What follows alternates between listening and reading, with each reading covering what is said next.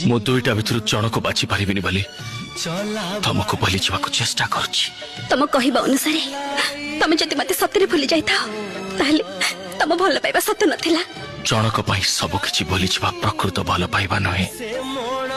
आम भल पाइबा जदि कहा पई अभिशाप हो जाए तेबे से भल पाइबा को भूली जावा ही प्रकृत भल पाइबा।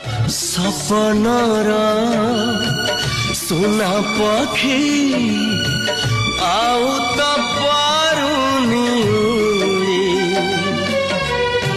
सज फुटा बौड़ाकू कुहुड़ी त तेला पोड़ी ओठ धारे हस गला शेष मु दुईटा भितर जन को बाछि पारिबिनी बोली